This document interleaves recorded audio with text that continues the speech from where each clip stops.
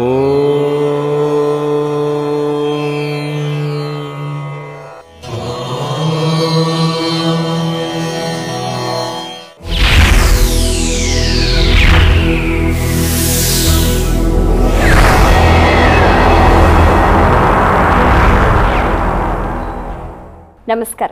వారఫలం కార్యక్రమానికి సాదర స్వాగతం.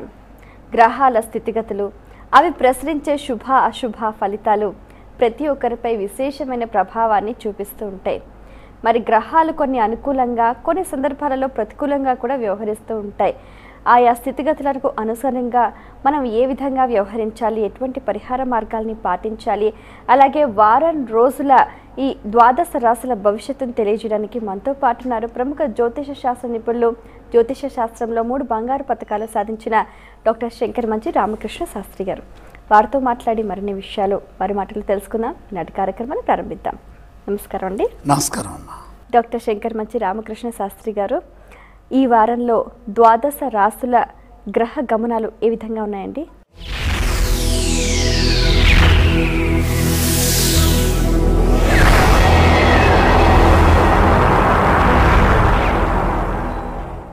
సూర్యోదయ లగ్నం కన్యా లగ్నం, లగ్నాధిపతి అయిన బుధుడు రాహుతో రవితో కలిసి కన్యలో ఉండటం, అలాగే గురు శుక్ర కుజగ్రహాలు సింహంలో, ఇక శని వృశ్చికంలో, మీనంలో కేతువు, చంద్రభగవానుడు మిథునంలో సంచారం చేస్తున్నారు.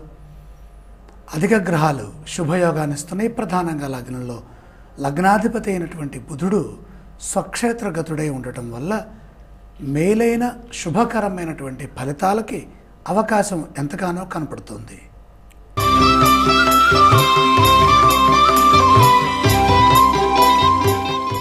శంకర్ మంచి గారు, మేషరాశి వారికి ఈ వారంలో అదృష్టం ఏదైనా కలిసి వచ్చే అవకాశం ఉందా అండి? 6 గ్రహాలు అనుకూలంగా ఉన్నాయి.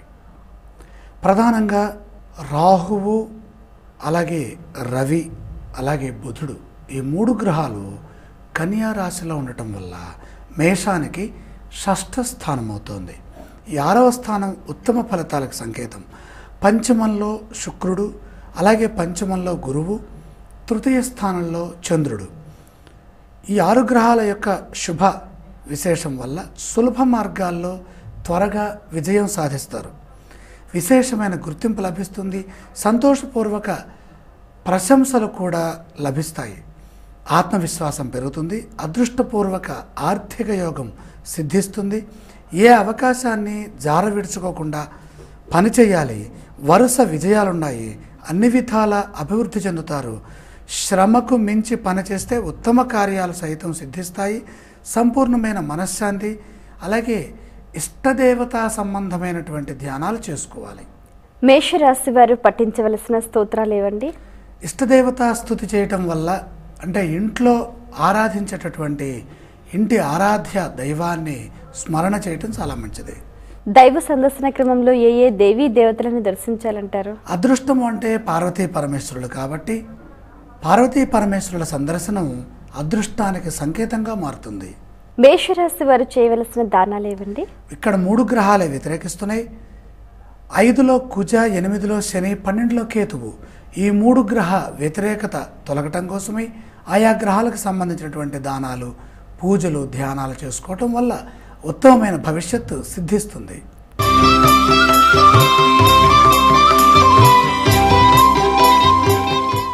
వృషభ రాశి వారికి ఈ వారంలో విజయ అవకాశాలు ఏ మేరకు ఉన్నాయండి? 2 గ్రహాలే యోగిస్తున్నాయి. ప్రధానంగా 4లో శుక్రుడు, 11లో కేతువు. సద్బుద్ధి, సత్ప్రవర్తనతో ప్రవర్తిస్తే విజయం దక్కుతుంది. ఏమాత్రం ఏమరపాటుగా ఉన్నా సమస్యలు పెరుగుతాయి. అకారణ కలహాల వల్ల విచారం పెరుగుతుంది. ధన నష్టాలని నివారించాలి. చంచల స్వభావం వల్ల శ్రద్ధ పనిలో లోపిస్తుంది. కుటుంబ సభ్యులకు శుభకాలం కలిసొచ్చే విధంగా, అదృష్టాన్నిచ్చే విధంగా ఉన్నది. అకుంఠిత దీక్షతో పనిచేస్తే ఆపదలు దరిచేరవు.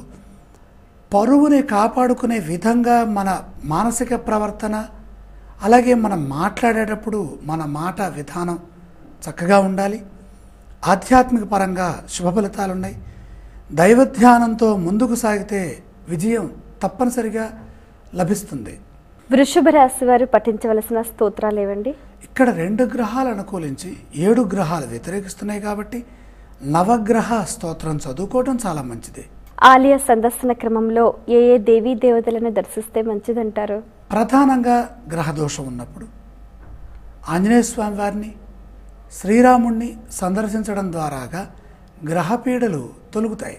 ఈ రాశి వారు చేయవలసిన దానాలు ఏవండి?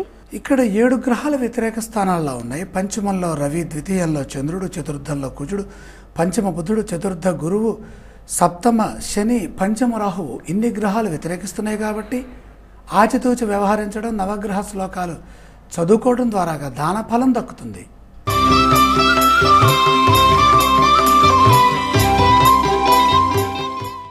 మిథున రాశి వారికి ఈ వారంలో ఉద్యోగ, వ్యాపార, ఆరోగ్య స్థితిగతులు ఈ విధంగా ఉన్నాయండి?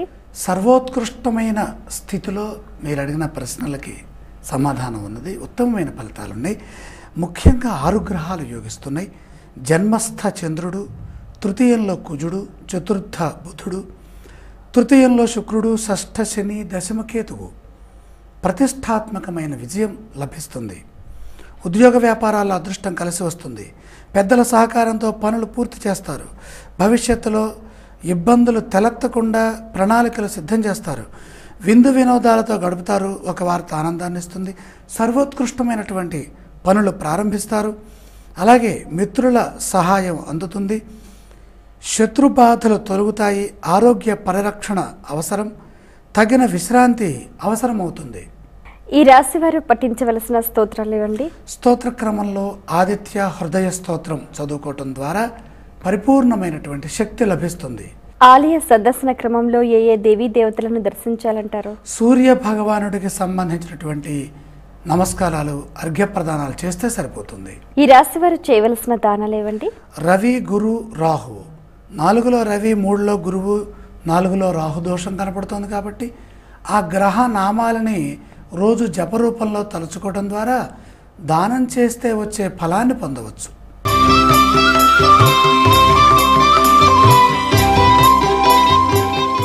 శంకర్ మంచి గారు, కర్కాటక రాశి వారికి ఈ వారంలో లక్ష్య సాధన నెరవేరే అవకాశం ఉందా అండి? స్పష్టత వస్తుంది. లక్ష్యాలపైన స్పష్టత, పట్టు, భవిష్యత్ ఎలా ఉండాలో తెలుస్తుంది. కారణం 4 గ్రహాలు యోగిస్తున్నాయి. తృతీయంలో రాహువు, ద్వితీయంలో శుక్రుడు, అలాగే ద్వితీయంలో ఉన్నటువంటి గురువు, తృతీయ స్థానగతుడైన రవి. ధైర్యం పెరుగుతుంది. సత్కార్యాచరణ, ఇష్టసిద్ధి 2 ఉన్నాయి. నైపుణ్యంతో వ్యవహరిస్తారు. ఖ్యాతిని గడిస్తారు. అపారమైన జ్ఞాన సంపద లభిస్తుంది. అవసరానికి ధనం లభిస్తుంది. ఖర్చులు పెరిగే సూచన కూడా ఉంది. పెద్దల నుండి, అధికారుల నుండి సముచిత గౌరవం లభిస్తుంది. లక్ష్యాలపై స్పష్టత వస్తుంది. ఆధ్యాత్మిక కార్యక్రమాల్లో పాల్గొంటారు. ఇంటి వాతావరణం ప్రశాంతతని ఇస్తుంది. సుఖ సౌఖ్యాలున్నాయి. ధర్మబుద్ధితో వ్యవహరిస్తే గొడవలు రావు. శత్రుపీడ పొంచి ఉన్నది. చాలా జాగ్రత్తగా మాట్లాడటం అవసరం. కర్కాటక రాశి వారు పఠించవలసిన స్తోత్రాలు ఏవండి? ఆంజనేయ స్వామి వారిని ధ్యానించడం ద్వారా బుద్ధి కుశలత ఏర్పడుతుంది. ఆలయ సందర్శన క్రమంలో ఏ ఏ దేవీ దేవతలను దర్శించాలంటారు? ఆంజనేయ స్వామితో పాటుగా గణపతిని కూడా దర్శించడం అవసరం. ఈ రాశి వారు చేయవలసిన దానాలు ఇవ్వండి. దాన క్రమంలో ఇక్కడ 5 గ్రహాలు వ్యతిరేకిస్తున్నాయి కాబట్టి భాగ్యకేతువు, అలాగే పంచమ శని, తృతీయ బుధ, ద్వితీయ కుజ, ద్వాదశస్థ చంద్రయోగం పట్టింది కాబట్టి ఈ గ్రహాలకు సంబంధించిన దానాలు చేసినా, పూజలు చేసుకున్నా మంచిది.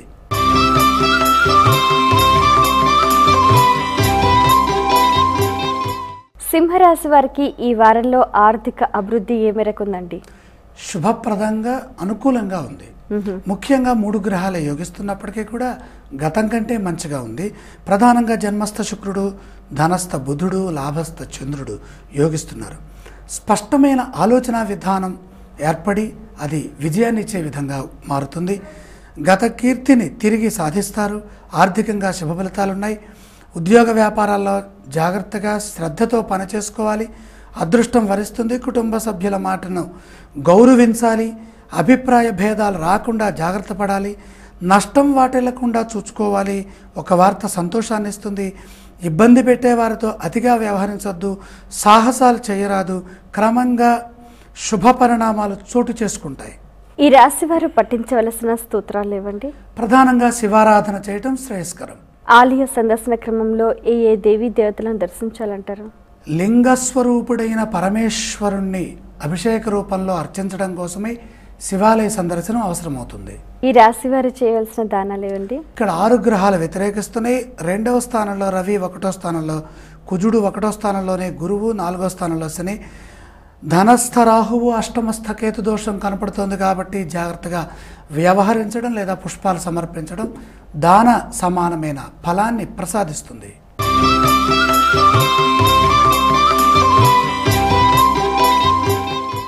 కన్యా రాశి వారికి ఈ వారంలో సంకల్ప సిద్ధి నెరవేరే అవకాశం ఉందా అండి? సంపూర్ణంగా చిత్తశుద్ధి, సంకల్ప సిద్ధి ఈ రెండు ఉన్నాయి. సంకల్ప సిద్ధితో పనిచేయాలి, సంకల్పాలు సిద్ధిస్తాయి. ప్రధానంగా దశమంలో చంద్రుడు, తృతీయంలో శని. విజయానికి దగ్గరవుతారు. పనిలో అలసత్వం పనికిరాదు. అధికారుల నుండి ఇబ్బందులు ఎదురవుతాయి. భక్తి శ్రద్ధలతో పనిచేస్తే ఆపదలు దరిచేరవు.